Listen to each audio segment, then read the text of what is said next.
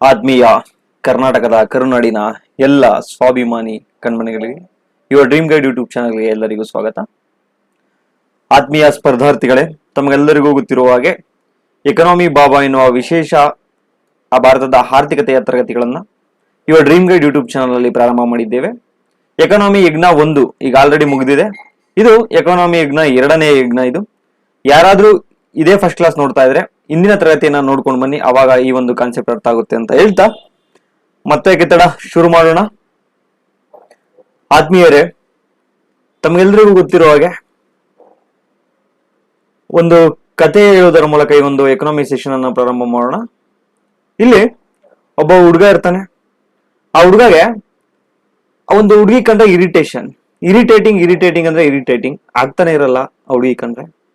ಆದ್ರೆ ಮೊದಲು ಇದು ಈ ರೀತಿ ಇದ್ದಂತಹ ಇವರ ಒಂದು ಸಂಬಂಧ ತದನಂತರದಲ್ಲಿ ಏನಾಗುತ್ತೆ ಅಂತಂದ್ರೆ, ಆ ಇರಿಟೇಷನ್ ಆಗ್ತಿರ್ತಕ್ಕಂತಹ ಹುಡುಗಿಯನ್ನೇ ಬಿಟ್ಟಿರಲಾಗದಂತಹ ಒಂದು ಬಾಂಧವ್ಯ ಬೆಳೆಯುತ್ತೆ. ಆ ಇರಿಟೇಷನ್ ಹುಡುಗಿ ಈಗ ಅವನ್ಗೆ ಬೇಕು. ಇರಿಟೇಷನ್ ಹುಡುಗಿ ಯಾವಾಗ್ಲೂ ಜೊತೆಲಿ ಇರಬೇಕು ಅನ್ನೋ ಹಂಬಲ.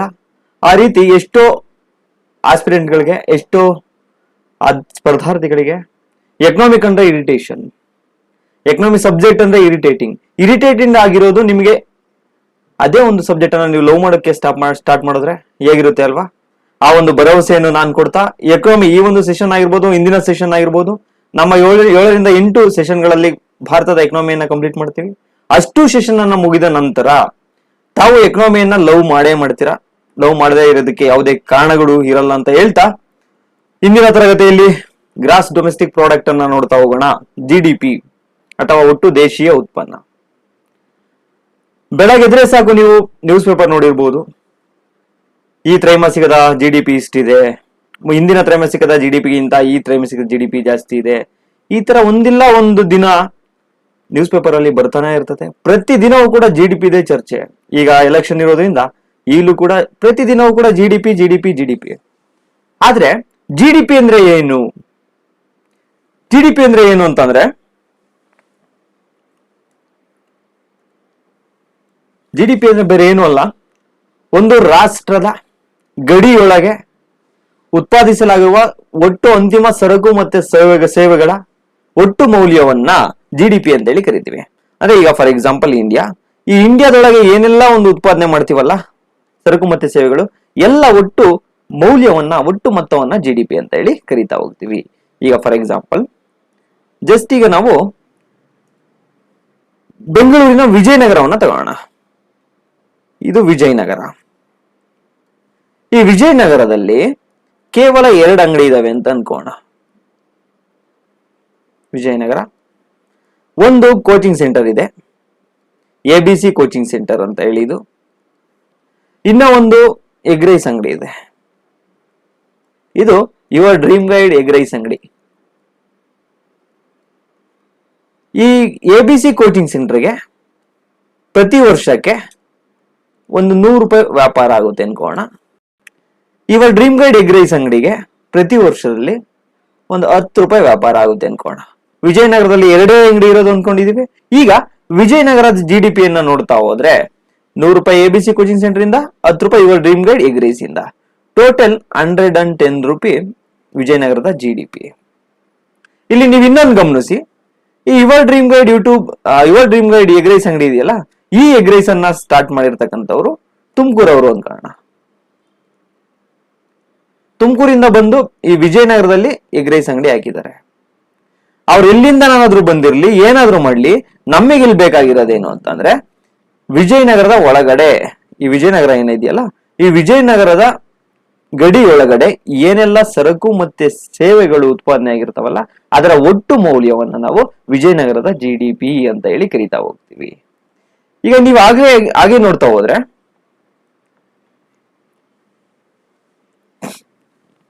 ಮತ್ತೊಂದು ಎಕ್ಸಾಂಪಲ್ ಅನ್ನ ನೋಡ್ತಾ ಹೋಗೋಣ. ಈಗ ಬೆಂಗಳೂರು ತಗೋಣ.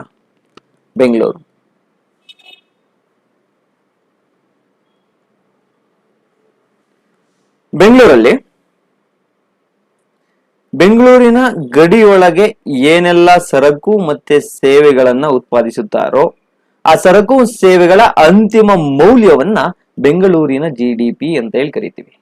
ಫಾರ್ ಎಕ್ಸಾಂಪಲ್, ನಾನು ಬೆಂಗಳೂರಿಗೆ ಬಂದು ಕ್ಲಾಸ್ ಮಾಡ್ತಾ ಇದ್ದೀನಿ. ನನಗೆ 10,000 ಕೊಡ್ತಾರೆ ಸ್ಯಾಲ್ರಿ, 10,000 ಕೊಡ್ತಾರೆ.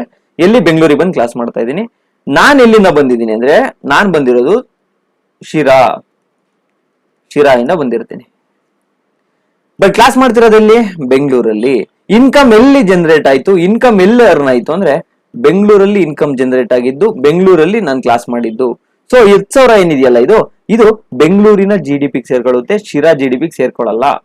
ನಂದು ಯಾವ ಊರನಾಗಿರ್ಲಿ, ನಾನು ಎಲ್ಲಿಂದ ಬಂದಿರ್ಲಿ, ಎಲ್ಲಿ ನಾನು ಸರ್ವಿಸ್ ಅದು ಎಲ್ಲಿ ಕೊಟ್ಟಿರ್ತೀನೋ, ಎಲ್ಲಿ ಪ್ರಾಡಕ್ಟ್ ಅನ್ನ ಮಾರಾಟ ಮಾಡಿರ್ತೀನೋ, ಆ ಒಂದು ಗಡಿ ಒಳಗೆ ಏನಿರ್ತದಲ್ಲ, ಆ ಒಂದು ದೇಶಕ್ಕೆ ಅಲ್ಲಿ ಆ ಒಂದು ಪ್ರದೇಶದ GDPಗೆ ಆಡಾಗುತ್ತೆ ಅಂತಕ್ಕಂಥದ್ದು. ಅದೇ ರೀತಿ ಈಗ ಕರ್ನಾಟಕವನ್ನು ತೆಗೆದುಕೊಳ್ಳೋಣ. ಎಂಟೈರ್ ಕರ್ನಾಟಕದ ಗಡಿಯೊಳಗೆ ಏನೆಲ್ಲ ಉತ್ಪಾದನೆ ಆಗುತ್ತಲ್ಲ, ಗೂಡ್ಸ್ ಅಂಡ್ ಸರ್ವಿಸಸ್. ಕರ್ನಾಟಕದ ಗಡಿಯೊಳಗೆ ಏನೆಲ್ಲ ಉತ್ಪಾದನೆ ಆಗುತ್ತಲ್ಲ, ಸರಕು ಮತ್ತೆ ಸೇವೆಗಳು, ಇದರ ಒಟ್ಟು ಮೌಲ್ಯವನ್ನ, ಒಟ್ಟು ಮೊತ್ತವನ್ನ ಕರ್ನಾಟಕದ GDP ಅಂತ ಹೇಳಿ ಕರಿತೀವಿ. ಅದೇ ತರ ದೇಶದ ಮಟ್ಟಕ್ಕೆ ಹೋದ್ರೆ, ಭಾರತದ ಗಡಿಯೊಳಗೆ ಏನೆಲ್ಲ ಉತ್ಪಾದನೆ ಆಗ್ತಾವಲ್ಲ ಸರಕು ಮತ್ತೆ ಸೇವೆಗಳು, ಅದನ್ನ ಭಾರತದ GDP ಅಂತ ಹೇಳಿ ಕರಿತೀವಿ. ಫಾರ್ ಎಕ್ಸಾಂಪಲ್, ಇಲ್ಲಿ ಬೆಂಗಳೂರಿಗೆ ಟೆಸ್ಲಾ ಕಂಪ್ನಿ ಬಂದ್ಬಿಟ್ಟು ಯಾವ್ದಾದ್ರು ಒಂದು ಪ್ರಾಡಕ್ಟ್ ಅನ್ನು ಮ್ಯಾನುಫ್ಯಾಕ್ಚರ್ ಮಾಡ್ತದೆ. ಇದು ಫಾರ್ ಎಕ್ಸಾಂಪಲ್ USA ಹಿಂದೆ ಬಂದಿದೆ ಕಂಪನಿ ಅನ್ಕೊಳ್ಳೋಣ. ಆ USA ಕಂಪ್ನಿನಾಗಿರ್ಲಿ, ಯಾವ್ದನ್ನಾಗಿರ್ಲಿ, ಎಲ್ಲಿ ಉತ್ಪಾದನೆ ಮಾಡಿದ್ದಾರೆ? ಬೆಂಗಳೂರಲ್ಲಿ. ಹಂಗಾಗಿ ಎಲ್ಲಿ GDP ಸೇರ್ಕೊಳ್ಳುತ್ತೆ? ಭಾರತದ GDP ಸೇರ್ಕೊಳ್ಳುತ್ತೆ. ಇಲ್ಲಿ ನಾನು ಹೇಳ್ತಾ ಇರೋದು ಒಂದೇ, GDP ಅಂದ್ರೆ ಒಂದು ದೇಶದ ಗಡಿ ಒಳಗಡೆ ಏನು ಪ್ರೊಡಕ್ಷನ್ ಆಗುತ್ತೆ ಅದು ಆ ದೇಶದ GDP ಸೇರ್ಕೊಳ್ಳುತ್ತೆ. ಅದು ಫಾರಿನ್ ಅವರಾದ್ರೂ ಮಾಡಿರ್ಲಿ, ಇಂಡಿಯಾದವರಾದ್ರೂ ಮಾಡಿರ್ಲಿ, ಯಾರಾದ್ರೂ ಮಾಡಿರ್ಲಿ, ಬಟ್ ಅದ್ರಲ್ಲಿ ಪ್ರೊಡ್ಯೂಸ್ ಆಯ್ತು, ಅದು GDP ಆಗಿ ಕನ್ಸಿಡರ್ ಆಗ್ತಾ ಹೋಗುತ್ತೆ. ಅದೇ ರೀತಿ ನೋಡ್ತಾ ಹೋದ್ರೆ ನೀವು ಇನ್ನೂ ಒಂದು ನೋಡಿ, ಇಲ್ಲಿ GDP ಡಿ ಮೀನ್ಸ್ ಡೊಮೆಸ್ಟಿಕ್, ಅಂದ್ರೆ ದೇಶೀಯ. ಈ ಡೊಮೆಸ್ಟಿಕ್ ಅಂದ್ರೆ ನೀವು ಕೇಳಿರ್ಬೋದು ಡೊಮೆಸ್ಟಿಕ್ ಕ್ರಿಕೆಟ್ ಅಂತ ಹೇಳಿ. ಈ ಡೊಮೆಸ್ಟಿಕ್ ಅನ್ನೋದು ಏನನ್ನ ರೆಪ್ರೆಸೆಂಟ್ ಮಾಡುತ್ತೆ? ಸಿಂಪಲ್, ಡೊಮೆಸ್ಟಿಕ್ ಅಂದ್ರೆ ಒಂದು ಪರ್ಟಿಕ್ಯುಲರ್ ಜಿಯೋಗ್ರಫಿಕಲ್ ಏರಿಯಾವನ್ನು ಹೇಳುತ್ತೆ. ಅಂದ್ರೆ ಯಾವ್ದಾದ್ರು ಒಂದು ಏರಿಯಾವನ್ನ ಇದು ಮಾಡುತ್ತೆ. ಅಂದ್ರೆ GDP ಅಂದ್ರೆ ಸಿಂಪಲ್ ಏನು ಅಲ್ಲ, GDP ಅಂದ್ರೆ ವೇರ್, ಎಲ್ಲಿ ಇನ್ಕಮ್ ಜನರೇಟ್ ಆಗಿದೆ, ಎಲ್ಲಿ ಇನ್ಕಮ್ ಜನರೇಟ್ ಆಗಿದೆಯೋ ಆ ಒಂದು ದೇಶಕ್ಕೆ ಆ GDP ನ ಕೌಂಟ್ ಮಾಡ್ತೀವಿ. ಯಾರು ಇನ್ಕಮ್ ಜನರೇಟ್ ಮಾಡಿದ್ರು ಅನ್ನೋದು ಇಲ್ಲಿ ಬೇಕಾಗಿಲ್ಲ, ವೇರ್ ಎಲ್ಲಿ ಇನ್ಕಮ್ ಜನರೇಟ್ ಆಯ್ತು ಅಷ್ಟೇ ಬೇಕು ಗ್ರಾಸ್ ಡೊಮೆಸ್ಟಿಕ್ ಪ್ರಾಡಕ್ಟ್ ಅಲ್ಲಿ. ಈಗ ನೀವು ನೆಕ್ಸ್ಟ್ ನೋಡ್ತಾ ಬನ್ನಿ,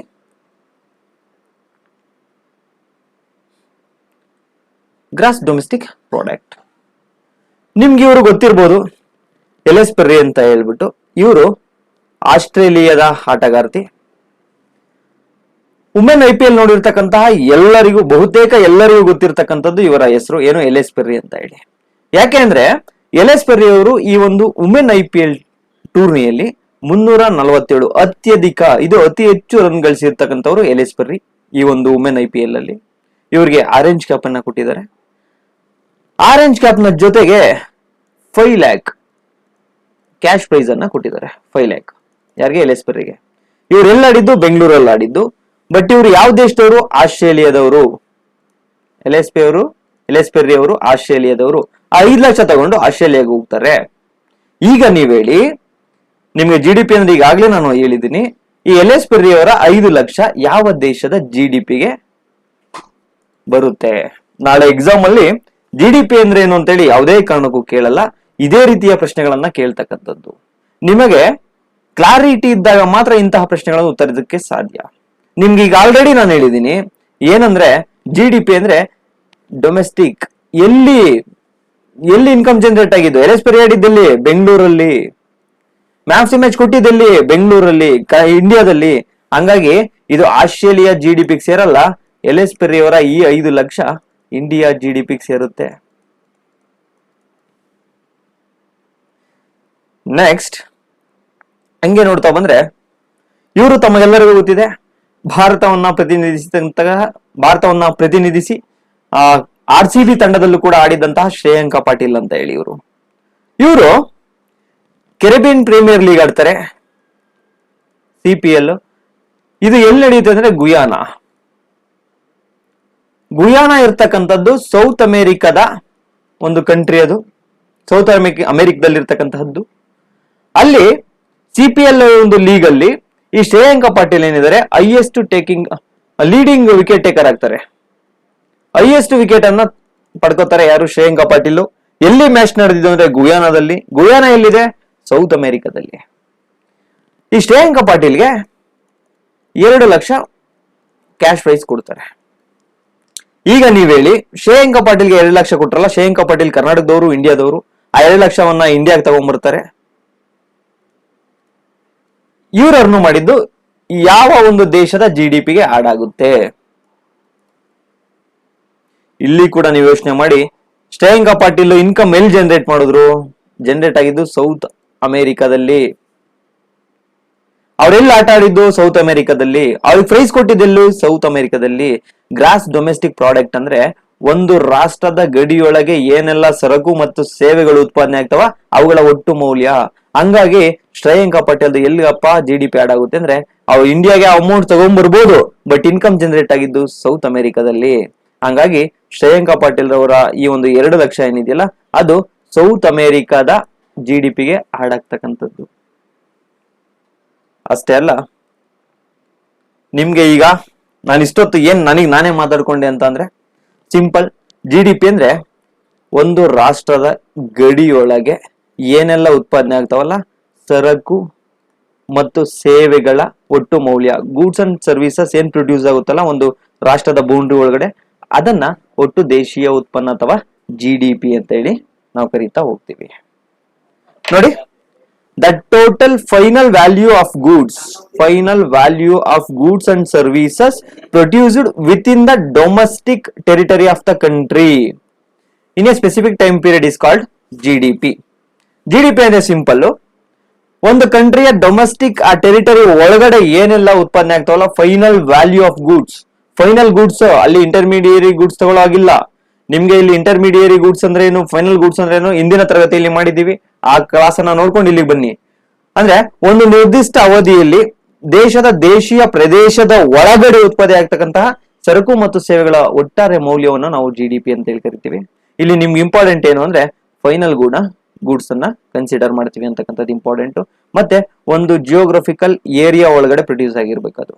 ಇದನ್ನ ನಾವು GDP ಅಂತ ಹೇಳಿ ಕರಿತೀವಿ. ಅಂದ್ರೆ ಒಂದು ಕಾಲಾವಧಿಯೊಳಗಡೆ ಒಂದು ದೇಶದ ಭೌಗೋಳಿಕ ಪ್ರದೇಶದಲ್ಲಿ ಉತ್ಪಾದನೆ ಆಗುವ ಎಲ್ಲ ಅಂತಿಮ ಸರಕು ಮತ್ತು ಸೇವೆಗಳ ಒಟ್ಟು ಮಾರುಕಟ್ಟೆ ಬೆಲೆಯನ್ನ ನಾವು ಏನಂತ ಹೇಳಿ ಕರಿತೀವಿ ಅಂದ್ರೆ GDP ಅಂತ ಹೇಳಿ ಕರಿತಾ ಹೋಗ್ತೀವಿ.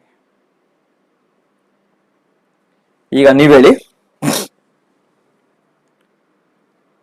ಮ್ಯಾಕ್ಸ್ವೆಲ್ ಎಲ್ರಿಗೂ ಗೊತ್ತಿರ್ತಕ್ಕಂಥದ್ದು. ಇವರನ್ನ RCB ತಂಡ, ಬೆಂಗಳೂರಿನ ತಂಡ 14.25 crore 14.25 crore ಕೊಟ್ಟು ಈ ಇಯರ್ IPL ಅಲ್ಲಿಗೆ ತಗೊಂಡಿದ್ದಾರೆ. ಯಾಕೆ ಅಷ್ಟು ದುಡ್ಡು ಕೊಟ್ರು ಅವ್ರಿಗೆ ಗೊತ್ತು, ಯಾಕಂದ್ರೆ ಅವ್ರ ಪರ್ಫಾರ್ಮೆನ್ಸ್ ನಿಮ್ಗೆ ಗೊತ್ತಿದೆ. ಅದನ್ನ ನೆಕ್ಸ್ಟ್ ಚರ್ಚೆ ಮಾಡೋಣ. ಬಟ್ 14 ಕೋಟಿ ಏನ್ ಕೊಟ್ಟಿದಾರಲ್ಲ ಮ್ಯಾಕ್ಸ್ವೆಲ್ಗೆ, ಇವರು ಈ 14 ಕೋಟಿಯನ್ನ ತಗೊಂಡು ಆಸ್ಟ್ರೇಲಿಯಾಗೆ ಹೋಗ್ತಾರೆ. ಬಿಕಾಸ್ ಇವ್ರು ಎಲ್ಲಿದ್ದಾರೆ ಅಂದ್ರೆ, ಯಾವ ದೇಶದವರು ಅಂದ್ರೆ ಆಸ್ಟ್ರೇಲಿಯಾ ದೇಶದವರು. 14 ಕೋಟಿಯನ್ನು ಆಸ್ಟ್ರೇಲಿಯಾ ದೇಶಕ್ಕೆ ತಗೊಂಡು ಹೋಗ್ತಾರೆ. ಈಗ ನೀವ್ ಹೇಳಿ, ಇವ್ರಿಗೆ ಕೊಟ್ಟಿರ್ತಕ್ಕಂಥ 14 ಕೋಟಿ ಆಸ್ಟ್ರೇಲಿಯಾ GDP ಕೌಂಟ್ ಆಗುತ್ತೋ ಅಥವಾ ಇಂಡಿಯಾ ದೇಶದ GDP ಕೌಂಟ್ ಆಗುತ್ತೋ? ಎಸ್, ನಿಮ್ಗೆ ಈಗಾಗಲೇ ಗೊತ್ತಿರೋ ಹಾಗೆ ಎಲ್ಲಿ ಇನ್ಕಮ್ ಜನರೇಟ್ ಆಗಿದ್ದು? ಇಂಡಿಯಾದಲ್ಲಿ. ಸೊ GDP ಅಂದ್ರೆ ಸಿಂಪಲ್, ವೇರ್ ಅನ್ನೋದು ನೆನ್ಪಿಟ್ಕೋಬೇಕಷ್ಟೇ. ವೇರ್, ಎಲ್ಲಿ ಇನ್ಕಮ್ ಜನರೇಟ್ ಆಗಿದೆಯೋ ಆ ದೇಶಕ್ಕೆ ಸೇರುತ್ತೆ. 14.25 ಕೋಟಿ ಏನಿದೆಯಲ್ಲ, ಇದು ಇಂಡಿಯಾ GDPಗೆ ಕೌಂಟ್ ಆಗುತ್ತೆ. ಇಂಡಿಯಾ GDPಗೆ ಕೌಂಟ್ ಆಗ್ತದೆ. ಇಲ್ಲಿ ಇನ್ನ ಒಂದು ಪ್ರಶ್ನೆಯನ್ನ, ಕೊನೆಯ ಪ್ರಶ್ನೆಯನ್ನ ನೋಡ್ತಾ ಹೋಗೋಣ. ವಿರಾಟ್ ಕೊಹ್ಲಿ ಅವರು ಆಸ್ಟ್ರೇಲಿಯಾದಲ್ಲಿ ಸೆಂಚುರಿ ಹೊಡಿತಾರೆ. ಆಸ್ಟ್ರೇಲಿಯಾದಲ್ಲಿ ಸೆಂಚುರಿ ಹೊಡಿತಾರೆ. ವಿರಾಟ್ ಕೊಹ್ಲಿ ಅವರಿಗೆ ಆಸ್ಟ್ರೇಲಿಯಾದಲ್ಲಿ 1 lakh man of the match ಕೊಡ್ತಾರೆ. ಎಲ್ಲಿ ಕೊಡ್ತಾರೆ? ಆಸ್ಟ್ರೇಲಿಯಾದಲ್ಲಿ ಕೊಡ್ತಾರೆ. ಎಲ್ಲಿ ಯಾರು ಹೊಡೆದಿದ್ದು? ಆಸ್ಟ್ರೇಲಿಯಾದಲ್ಲಿ. ಬಟ್ ಈ 1 lakh ಅನ್ನ ವಿರಾಟ್ ಕೊಹ್ಲಿ ಅವರು ಇಂಡಿಯಾಗೆ ತಗೊಂಡ್ ಬರ್ತಾರೆ. Because is A Indian. ಈಗ ಹೇಳಿ, ಈ 1 ಲಕ್ಷ ಯಾವ ದೇಶದ GDPಗೆ ಸೇರುತ್ತೆ? ಎಸ್, ಅಫ್ ಕೋರ್ಸ್, ಯಾವ ದೇಶದಲ್ಲಿ ಇದು ಜನರೇಟ್ ಆಯ್ತು ಇನ್ಕಮ್? ಆಡಿದ ಆಸ್ಟ್ರೇಲಿಯಾದಲ್ಲಿ, ಕೊಟ್ಟಿದ್ದ ಆಸ್ಟ್ರೇಲಿಯಾದಲ್ಲಿ. ಹಂಗಾಗಿ ಇಂಡಿಯಾದ ದುಡ್ಡು ತಗೊಂಬಂದ್ರು ಕೂಡ ಇದು ಆಸ್ಟ್ರೇಲಿಯಾದ GDPಗೆ ಕೌಂಟ್ ಆಗುತ್ತೆ. ಇಲ್ಲಿ ನಿಮಗೆ ಒಂದೆರಡು ವಿಷಯ ನಿಮ್ಗೆ ಇಲ್ಲಿ ಕನ್ಫರ್ಮ್ ಆಯ್ತು. ಏನು ಅಂತ ಅಂದ್ರೆ, ಏನವೆರಡು ವಿಷಯ ನಿಮಗೆ ಗೊತ್ತಾಗಿದ್ದು ಅಂದ್ರೆ, ಇಲ್ಲಿ GDP ಅಂದ್ರೆ ಸಿಂಪಲ್, ಒಂದು ಜಿಯೋಗ್ರಫಿಕಲ್ ಏರಿಯಾ ಒಳಗಡೆ ಇರಬೇಕು, ಅಂದ್ರೆ ಒಂದು ದೇಶದ ಗಡಿ ಒಳಗಡೆ ಇರಬೇಕು. ಮತ್ತೆ ಇನ್ನೊಂದು ಪಾಯಿಂಟ್ ನಿಮಗೆ ಗೊತ್ತಾಯ್ತು, ಅಂತಿಮ ಸರಕು ಮತ್ತೆ ಸೇವೆಗಳಾಗಿರ್ಬೇಕು. ಅಂತಿಮ ಸರಕು ಮತ್ತು ಸೇವೆಗಳಾಗಿರ್ಬೇಕು ಅಂದ್ರೆ ಫೈನಲ್ ಗೂಡ್ಸ್ ಆಗಿರ್ಬೇಕು. ಅದು ಫೈನಲ್ ಗೂಡ್ಸ್ ಆಗಿರ್ಬೇಕು, ಇಂಟರ್ಮೀಡಿಯರಿ ಗೂಡ್ಸ್ ಆಗಿರಬಾರ್ದು. ಫೈನಲ್ ಗೂಡ್ಸ್, ಇಂಟರ್ಮೀಡಿಯರಿ ಗೂಡ್ಸ್ ಏನು ಅಂದ್ರೆ ಇಂದಿನ ತರಗತಿಯಲ್ಲಿ ಹೇಳಿದೀವಿ, ಹೋಗಿ ನೋಡ್ಕೊಂಡು ಇದನ್ನ ನೋಡಿ. ಒಂದು ಗಡಿ ಒಳಗಡೆ ಇರಬೇಕು, ಇನ್ನೊಂದು ಅಂತಿಮ ಸರಕು ಮತ್ತೆ ಸೇವೆಗಳಾಗಿರ್ಬೇಕು. ಮತ್ತೆ ಎಲ್ಲಿ ಇನ್ಕಮ್ ಜನರೇಟ್ ಆಗಿದೆಯೋ ಅದು ಆ ದೇಶಕ್ಕೆ GDPಗೆ ಸೇರ್ಕೊಳ್ಳುತ್ತೆ ಅಂತಕ್ಕಂಥದ್ದು ನಿಮ್ಗೆ ಇಲ್ಲಿ ಗೊತ್ತಿರಬೇಕು. ಇಷ್ಟು ನಿಮಗೆ ಕನ್ಫರ್ಮ್ ಆಯ್ತು. ಈಗ ನಿಮಗೆ GDP ಅಂದ್ರೆ ತಿಳ್ಕೊಂಡಿದ್ದೀರಾ? ನಾನು ಫಸ್ಟ್ ಇಂದನೂ ಹೇಳ್ಕೊಂಡು ಬಂದೆ, ಏನು ಅಂತಿಮ ಸರಕು ಮತ್ತು ಸೇವೆಗಳ ಮೌಲ್ಯ, ಅಂತಿಮ ಸರಕು ಮತ್ತು ಸೇವೆಗಳ ಮೌಲ್ಯ ಅಂತ ಹೇಳಿ, value of final goods, value of final goods ಅಂತ ಹೇಳಿ ನಾನು ಹೇಳ್ಕೊಂಡು ಬಂದೆ. ಯಾಕೆ GDPಗೆ ಫೈನಲ್ ಗೂಡ್ಸ್ ವ್ಯಾಲ್ಯೂನೇ ತಗೋಬೇಕು? ಈ ಮಧ್ಯಂತರ ಸರಕುಗಳನ್ನ ಯಾಕೆ ತಗೊಳ್ಳೋ ಆಗಿಲ್ಲ? ಅಥವಾ ಈ ಒಂದು ಇಂಟರ್ಮೀಡಿಯರಿ ಗೂಡ್ಸ್ ಅಂತ ಹೇಳಿ ಕರಿತೀವಿ, ಇಂಟರ್ಮೀಡಿಯರಿ ಗೂಡ್ಸ್ ಅನ್ನ ಯಾಕೆ ತಗೊಳ್ಳಲ್ಲ GDPಗೆ? ಈ ಪ್ರಶ್ನೆ ಬಂದಾದ್ರೆ simple. For example, Maruti Suzuki car, ಈ ಕಾರ್ನ ಬೆಲೆ 6 lakh ಅನ್ಕೊಳ್ಳಿ. ಇದು ಫೈನಲ್ ಗೂಡ್. ಈ ಮಾರುತಿ ಸುಜುಕಿ ಏನಿದೆಯಲ್ಲ ಇದು ಫೈನಲ್ ಗೂಡ್. ಬಟ್ ಈ ಮಾರುತಿ ಸುಜುಕಿ ಕಾರನ್ನ ಮಾಡ್ಬೇಕಂದ್ರೆ ಇವರು ಈ ಸ್ಟೇರಿಂಗ್ ಒಂದ್ ದೇಶದಿಂದ ತಗೊಂಡ್ಬರ್ತಾರೆ. ಫಾರ್ ಎಕ್ಸಾಂಪಲ್, ಇದ್ರ ಬೆಲೆ 50,000. ಈ ಒಂದು ಚಕ್ರವನ್ನ ಒಂದು ದೇಶದಿಂದ ತಗೊಂಡ್ಬರ್ತಾರೆ, ಜಪಾನಿಂದ ತಗೊಂಡ್ಬರ್ತಾರೆ. ಅದೊಂದು ಫಾರ್ ಎಕ್ಸಾಂಪಲ್ 50,000. ಅದೇ ಲೈಟ್ ಒಂದ್ ಕಡೆಯಿಂದ ತಗೊಂಡ್ಬರ್ತಾರೆ, ಒಂದು 25,000. ಈ ಮಿರರ್ ಒಂದ್ ಕಡೆ ತಗೊಂಡ್ಬರ್ತಾರೆ, ಒಂದು 10,000.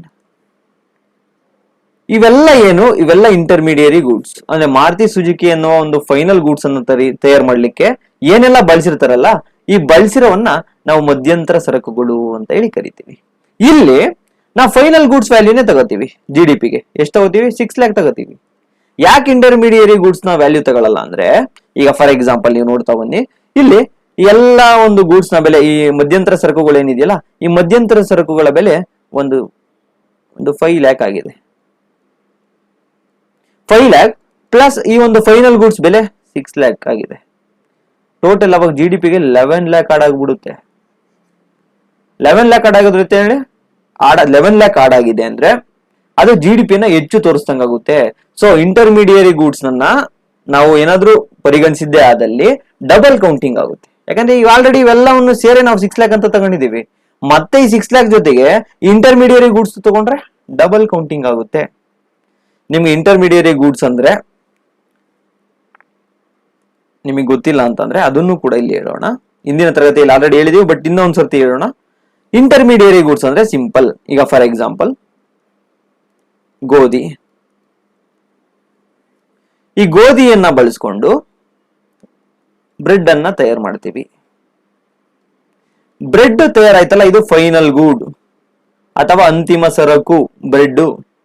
ಅದೇ ಗೋಧಿ ಏನಿದೆಯಲ್ಲ, ಈ ಅಂತಿಮ ಸರಕನ್ನ ತಯಾರು ಮಾಡ್ಲಿಕ್ಕೆ ಏನ್ ಬಳಸಿದೀವಲ್ಲ ಈ ಗೋಧಿ, ಇದನ್ನ ಮಧ್ಯಂತರ ಸರಕು ಅಂತ ಹೇಳಿ ಕರಿತೀವಿ. ಮಧ್ಯಂತರ ಸರಕು ಅಂದ್ರೆ ಅಂತಿಮ ಸರಕುಗಳನ್ನ ತಯಾರು ಮಾಡ್ಲಿಕ್ಕೆ ಬಳಸಲಾಗುವ ಮಧ್ಯಂತರ, ಈ ಒಂದು ಸರಕುಗಳನ್ನ ಮಧ್ಯಂತರ ಸರಕುಗಳು ಅಂತ ಹೇಳಿ ಕರಿತೀವಿ. ಆಯ್ತಾ? ನೆಕ್ಸ್ಟ್, ಈಗ ನಿಮಗೆ ಗೊತ್ತಾಯ್ತು ಯಾಕೆ ಅಂತಿಮ ಸರಕುಗಳ ಬೆಲೆಯನ್ನೇ ತಗೋತೀವಿ ಅಂದ್ರೆ ಡಬಲ್ ಕೌಂಟಿಂಗ್ ಆಗ್ಬಾರ್ದು. ಇಂಟರ್ಮೀಡಿಯರಿ ಅಥವಾ ಮಧ್ಯಂತರ ಸರಕುಗಳ ಬೆಲೆಯನ್ನು ತಗೊಂಡ್ರೆ ಡಬಲ್ ಕೌಂಟಿಂಗ್ ಆಗುತ್ತೆ. ಅದರಿಂದ ಅಂತಿಮ ಸರಕುಗಳ ಬೆಲೆಯನ್ನ ತೆಗೆದುತ್ತಾ ಹೋಗ್ತೀವಿ. ಇದಿಷ್ಟು GDPಗೆ ಸಂಬಂಧಪಟ್ಟಿರ್ತಕ್ಕಂಥದ್ದು. ಈಗ ಮೆಥಡ್ಸ್ ಆಫ್ ಕ್ಯಾಲ್ಕುಲೇಟಿಂಗ್ GDPಯ ಲೆಕ್ಕಾಚಾರದ 3 ವಿಧಾನಗಳನ್ನ ನೋಡ್ತಾ ಹೋಗೋಣ.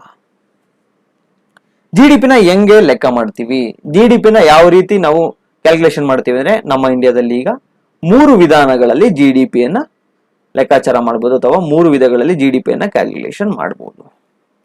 ಫಸ್ಟ್ನೇದು ಯಾವುದು ಅಂದ್ರೆ ಇನ್ಕಮ್ ಮೆಥಡ್.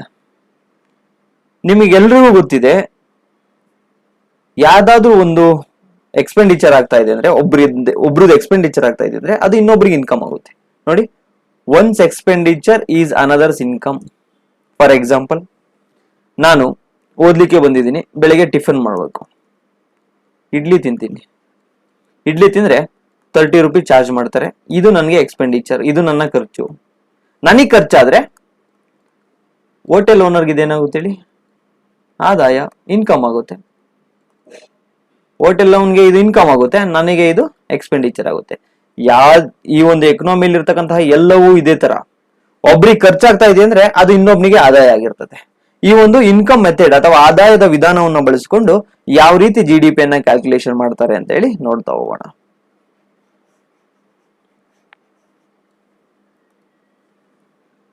ಈಗ ನಿಮ್ಗೆ ಈಗಾಗಲೇ ನಾನು ಹೇಳಿದ್ದೀನಿ, ಫ್ಯಾಕ್ಟರ್ಸ್ ಆಫ್ ಪ್ರೊಡಕ್ಷನ್ ಅಂದ್ರೆ ಉತ್ಪಾದನಾಂಗಗಳ ಬಗ್ಗೆ ನಿಮ್ಗಾಲೇ ಹೇಳಿದ್ದೀನಿ. ಈಗ ಫಾರ್ ಎಕ್ಸಾಂಪಲ್, ನಾನು ಒಂದು ಬ್ರೆಡ್ ರೆಡಿ ಮಾಡಬೇಕು ಅಂದ್ರೆ ಏನೆಲ್ಲ ಬೇಕು ನನಗೆ? ಫಸ್ಟ್ ಏನ್ ಬೇಕು ಅಂದ್ರೆ ಒಂದು ಫ್ಯಾಕ್ಟ್ರಿಯನ್ನ ಸ್ಟಾರ್ಟ್ ಮಾಡಬೇಕು. ಫ್ಯಾಕ್ಟ್ರಿಯನ್ನ ಫಸ್ಟ್ ನಾನು ಸ್ಟಾರ್ಟ್ ಮಾಡಬೇಕು. ಫ್ಯಾಕ್ಟ್ರಿ ಸ್ಟಾರ್ಟ್ ಮಾಡಬೇಕು ಅಂದ್ರೆ ಒಂದು ಜಾಗ ಬೇಕು, ಲ್ಯಾಂಡ್ ಬೇಕು, ಭೂಮಿ ಬೇಕು ನನಗೆ. ಭೂಮಿ ತಗೊಂಡೆ. ನೆಕ್ಸ್ಟ್ ಏನ್ ಬೇಕು? ಆ ಬ್ರೆಡ್ ಆ ಫ್ಯಾಕ್ಟ್ರಿಗೆ ಕೆಲಸ ಮಾಡ್ಲಿಕ್ಕೆ ಕೂಲಿ ಜನಗಳು ಬೇಕು ಅಥವಾ ಕೆಲಸಗಾರರು ಬೇಕು. ಯಾರು ಬೇಕು? ಕೆಲಸಗಾರರು ಬೇಕು, ಲೇಬರ್, ಶ್ರಮಿಕರು ಬೇಕು, ಶ್ರಮ. ಭೂಮಿ ತಗೊಳ್ಳಿಕ್ಕೆ, ಈ ಕೂಲಿಗೆ ಕೊಡ್ಲಿಕ್ಕೆ ನನಗೇನ್ ಬೇಕು? ಬಂಡವಾಳ ಬೇಕು, ಕ್ಯಾಪಿಟಲ್ ಬೇಕು. ಇದಿಷ್ಟು ನಾನು ಮ್ಯಾನೇಜ್ ಮಾಡ್ತೀನಲ್ಲ, ನಾನು ಎಂಟ್ರಿಪ್ರಿನರ್ ಅಂದ್ರೆ ವಾಣಿಜ್ಯೋದ್ಯಮಿ. ಇಷ್ಟನ್ನ ನಾವು ಈ ಬ್ರೆಡ್ ಮಾಡ್ಲಿಕ್ಕೆ ನೋಡಿ, ಭೂಮಿ ಬೇಕು, ಕೂಲಿ ಬೇಕು, ಕೂಲಿಗಾರರು ಬೇಕು, ಕೆಲಸಗಾರರು ಬೇಕು, ಅವ್ರಿಗೆ ಕೊಡ್ಲಿಕ್ಕೆ ಬಂಡವಾಳ ಬೇಕು. ಇದಿಷ್ಟು ಬೇಕಲ್ಲ, ಇದನ್ನ ಫ್ಯಾಕ್ಟರ್ಸ್ ಆಫ್ ಪ್ರೊಡಕ್ಷನ್ ಅಥವಾ ಉತ್ಪಾದನಾಂಗಗಳು ಅಂತ ಹೇಳಿ ಕರಿತೀವಿ. ಈಗ ನಾನು ಲ್ಯಾಂಡ್ ಅನ್ನ ತಗೊಂಡೆ. ಲ್ಯಾಂಡ್ ತಗೊಂಡೆ ಅಲ್ವಾ? ಲ್ಯಾಂಡ್ ಓನರ್ಗೆ ಏನ್ ಕೊಡ್ತೀನಿ ನಾನು? ರೆಂಟ್, ಬಾಡಿಗೆಯನ್ನ ಕೊಡ್ತೀನಿ. ಬಾಡಿಗೆ ಕೊಡ್ತೀನಿ ಲ್ಯಾಂಡ್ ಓನರ್ಗೆ. ಕೆಲ್ಸಕ್ಕೆ ಬಂದಿರ್ತಾರಲ್ಲ ಲೇಬರ್ಸು, ಅವ್ರಿಗೆ ಏನ್ ಕೊಡ್ತೀನಿ? ವೇಜಸ್ ಕೊಡ್ತೀನಿ, ಅಂದ್ರೆ ಕೂಲಿ ಕೊಡ್ತೀನಿ. ಬ್ಯಾಂಕಿಂದ ಸಾಲ ತಗೊಂಡಿರ್ತೀನಿ, ಕ್ಯಾಪಿಟಲ್ ಅಥವಾ ಬಂಡವಾಳವನ್ನ. ಆ ಬಂಡವಾಳವನ್ನ ಸಾಲ ತಗೊಂಡಿರ್ತೀನಲ್ಲ, ಆ ಬ್ಯಾಂಕಿಗೆ ನಾನು ಏನ್ ಕೊಡ್ತೀನಿ ಅಂದ್ರೆ ಇಂಟ್ರೆಸ್ಟ್ ಕೊಡ್ತೀನಿ, ಅಂದ್ರೆ ಬಡ್ಡಿ ಕೊಡ್ತೀನಿ. ಆಂಟ್ರಪ್ರಿನರ್, ನಾನು ಪ್ರಾಫಿಟ್ ತಗೋತೀನಿ. ನೋಡಿ, ರೆಂಟು ಮನೆ ಓನರ್ಗೆ ಏನಾಯ್ತು? ಇನ್ಕಮ್ ಆಯ್ತು. ಕೂಲಿ ಏನಾಯ್ತು? ಈ ಶ್ರಮ ಜೀವನಕ್ಕೆ ಕೆಲಸಗಾರರಿಗೆ ಏನಾಯ್ತು? ಕೂಲಿ, ಅದು ಅವ್ರಿಗೆ ಇನ್ಕಮ್ ಆಯ್ತು. ಬ್ಯಾಂಕ್ನವ್ರಿಗೆ ಬಡ್ಡಿ ಏನಾಯ್ತು? ಇನ್ಕಮ್ ಆಯ್ತು. ಎಂಟ್ರಪ್ರಿನರ್ಗೆ ಏನಾಯ್ತು? ಪ್ರಾಫಿಟ್, ಅದು ಇನ್ಕಮ್ ಆಯ್ತು. ಈ ರೀತಿ ಈ ಒಂದು ಎಲ್ಲ ಉತ್ಪಾದನಾಂಗಗಳ ಏನು ಗಳಿಸ್ತಾರಲ್ಲ ಆದಾಯ, ಆ ಎಲ್ಲ ಆದಾಯವನ್ನ ಟೋಟಲಿ ಮಾಡಿ ಕೂಡ ನಾವು GDP ಯನ್ನ ಕ್ಯಾಲ್ಕುಲೇಷನ್ ಮಾಡಬಹುದು. ಇದು ಇನ್ಕಮ್ ಮೆಥಡ್ ಅಥವಾ ಆದಾಯದ ವಿಧಾನದ ಮೂಲಕ. ಇಲ್ಲಿ ನೋಡ್ತಾ ಬನ್ನಿ,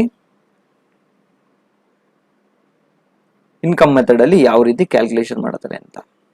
GDP ಯನ್ನ ಯಾವ ಮೆಥಡ್ ಅಲ್ಲಿ? ಇನ್ಕಮ್ ಮೆಥಡ್ ಅಲ್ಲಿ ಅಥವಾ ಆದಾಯದ ವಿಧಾನದ ಮೂಲಕ ಯಾವ ರೀತಿ GDP ಯನ್ನ ಕ್ಯಾಲ್ಕುಲೇಷನ್ ಮಾಡ್ತಾರೆ ಅಂತ. ನೀವು ಇಲ್ಲಿ ನೋಡ್ತಾ ಇರ್ಬೋದು, ಇದು ಕೂಲ್ ಡ್ರಿಂಕ್ಸ್ ಜ್ಯೂಸ್ ಅಂತ ಅನ್ಕೋಣ. ಈ ಜ್ಯೂಸ್ ಅನ್ನ ತಯಾರು ಮಾಡ್ಲಿಕ್ಕೆ ನನ್ಗೆ ಏನ್ ಬೇಕು? ಫಸ್ಟ್ ಒಂದು ಅಂಗಡಿ ಬೇಕು. ಅಂಗಡಿ ಬೇಕು ಅಂದ್ರೆ ಅಂಗಡಿಯವ್ರಿಗೆ ನಾನು ಏನ್ ಮಾಡ್ತೀನಿ? ಅವ್ರಿಗೆ ರೆಂಟ್ ಕೊಡ್ತೀನಿ. ಎಷ್ಟು ಕೊಡ್ತೀನಿ ಅಂದ್ರೆ, ಈ ಒಂದು ಜ್ಯೂಸ್ ನ ತಯಾರು ಮಾಡ್ಲಿಕ್ಕೆ ಒಂದು ಜ್ಯೂಸ್ಗೆ ಎಷ್ಟು ಬೀಳುತ್ತೆ ಅಂದ್ರೆ ಒಂದು 5 ರೂಪಾಯಿ ಬಾಡಿಗೆ ಕೊಡ್ತೀನಿ. ಬಾಡಿಗೆ ಎಷ್ಟು ಕೊಟ್ಟೆ? 5 ರೂಪೀಸ್ ಕೊಟ್ಟೆ. ನೆಕ್ಸ್ಟ್ ಈ ಜ್ಯೂಸ್ ತಯಾರು ಮಾಡ್ಲಿಕ್ಕೆ ನನಗೆ ಯಾರು ಬೇಕು? ಕೆಲಸಗಾರರು ಬೇಕು. ಅವರಿಗೆ ಸಂಬಳವನ್ನ ಕೊಡ್ತೀನಿ. ಸಂಬಳ ಎಷ್ಟು ಕೊಡ್ತೀನಿ ಅಂದ್ರೆ ಒಂದು 2 ರೂಪೀಸ್ ಕೊಡ್ತೀನಿ ಒಂದು ಜ್ಯೂಸ್ ತಯಾರು ಮಾಡ್ಲಿಕ್ಕೆ. ಮತ್ತೆ ನಾನು ಬಡ್ಡಿಯನ್ನು ಕೂಡ ಪೇ ಮಾಡಬೇಕು. ಈ ಇನ್ನು ಬಂಡವಾಳ ಹಾಕಿರ್ತೀನಲ್ವಾ, ಬ್ಯಾಂಕಿಂದ ತಗೊಂಡ್ ಬಂದು ಅವ್ರಿಗೂ ಒಂದು 2 ರೂಪಾಯಿ, 1 ರೂಪಾಯಿ ಬಡ್ಡಿ ಪೇ ಮಾಡ್ತೀನಿ. ಟೋಟಲ್ ಎಷ್ಟಾಯ್ತು? 5, 2, 7, 1, 8. 8 ರೂಪಾಯಿ ನಾನು ಪೇ ಮಾಡ್ತೀನಿ. ಯಾರಿಗೆ? ಆ ಒಂದು ಓನರ್ಗಳಿಗೆ, ಇಲ್ಲ ಕೆಲಸಗಾರರಿಗೆ, ಇಲ್ಲ ಬ್ಯಾಂಕಿಗೆ. ಇದು ಆ ಬ್ಯಾಂಕಿಗೆ ಏನಾಗುತ್ತೆ ಅಂದ್ರೆ ಆದಾಯ ಆಗುತ್ತೆ. ಈಗ ಏನ್ ಹೇಳ್ತೀವಲ್ಲ, ಈ ಒಟ್ಟು ಆದಾಯವನ್ನ ಎಲ್ಲರಿಗೂ ಏನ್ ಬರುತ್ತಲ್ಲ, ಈ ಒಟ್ಟು ಆದಾಯವನ್ನ ಟೋಟಲ್ ಮಾಡ್ಕೊಂಡು GDP ನ ಕ್ಯಾಲ್ಕುಲೇಷನ್ ಮಾಡ್ತೀವಿ. ಆಗ ಇದರ GDP ಬೆಲೆ ಎಷ್ಟು? 8 ರೂಪಾಯಿ. ಸಿಂಪಲ್. ಇಲ್ಲಿ ಆದಾಯದ ವಿಧಾನದ ಮೂಲಕ ಯಾವ ರೀತಿ ಕ್ಯಾಲ್ಕುಲೇಷನ್ ಅನ್ನ ನಾವು ಮಾಡ್ತೀವಿ ಅಂತ ಅಂದ್ರೆ, ಟೋಟಲ್ ರೆಂಟ್ ಏನ್ ಪೇ ಮಾಡಿರ್ತೀವಿ ಅಂದ್ರೆ ಗೇಣಿ ಅಥವಾ ಇದನ್ನ, ಆಮೇಲೆ ಕೂಲಿಯನ್ನ ಪೇ ಮಾಡಿರ್ತೀವಿ, ಆಮೇಲೆ ಬಡ್ಡಿಯನ್ನ ಪೇ ಮಾಡಿರ್ತೀವಿ, ಆಮೇಲೆ ಲಾಭವನ್ನ ಪೇ ಮಾಡಿರ್ತೀವಿ. ಇದಿಷ್ಟನ್ನ ಟೋಟಲ್ ಮಾಡಿದ್ರೆ GDP ಬರ್ತದೆ. ಆದಾಯದ ಮೆಥಡ್ ಅಲ್ಲಿ ಹೆಂಗ್ ಮಾಡೋದು? GDP is equal to rent plus wages plus interest plus profit.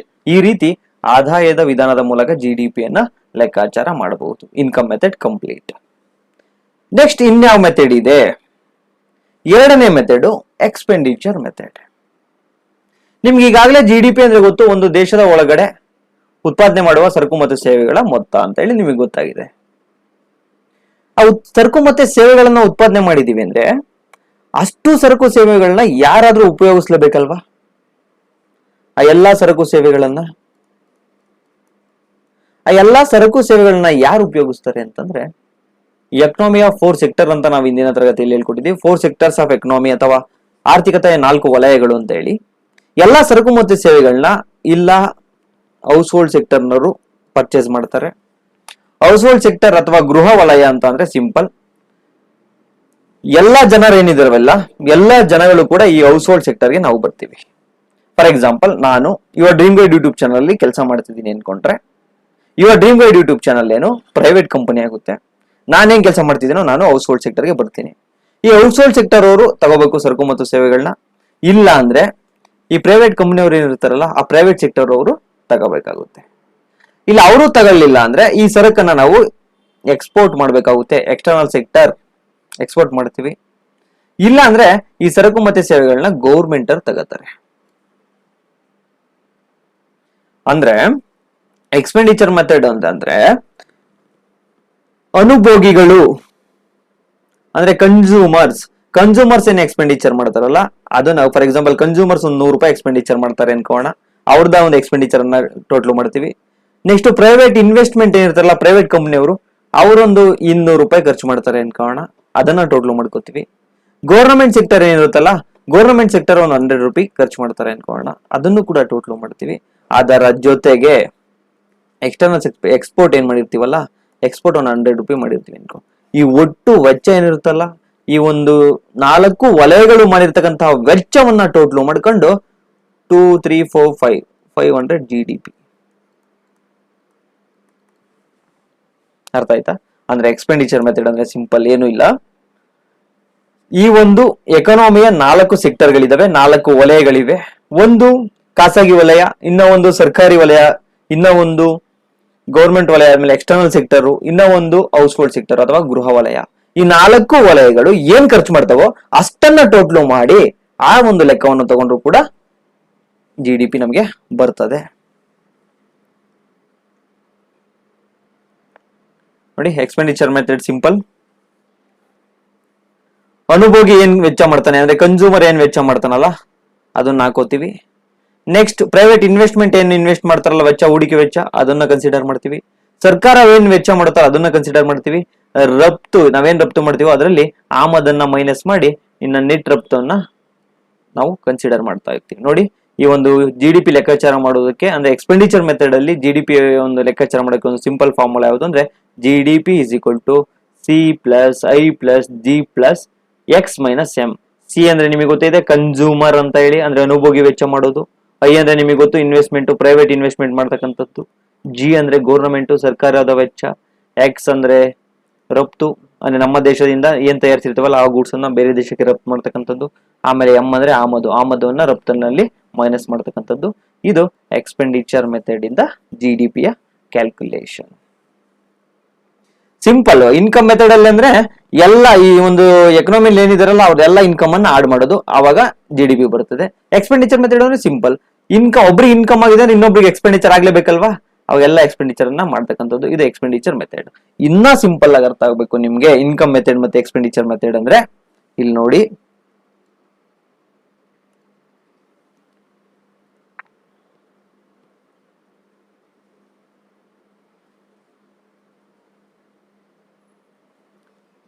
ಇನ್ನ ಸಿಂಪಲ್ ಆಗಿ ಅರ್ಥ ಆಗ್ಬೇಕು ಅಂದ್ರೆ ನಿಮಗೆ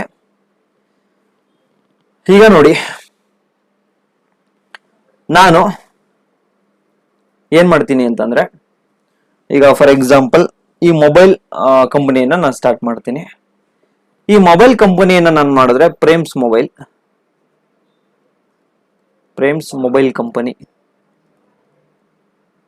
ಕಂಪನಿಯನ್ನ ಸ್ಟಾರ್ಟ್ ಮಾಡ್ತೀನಿ.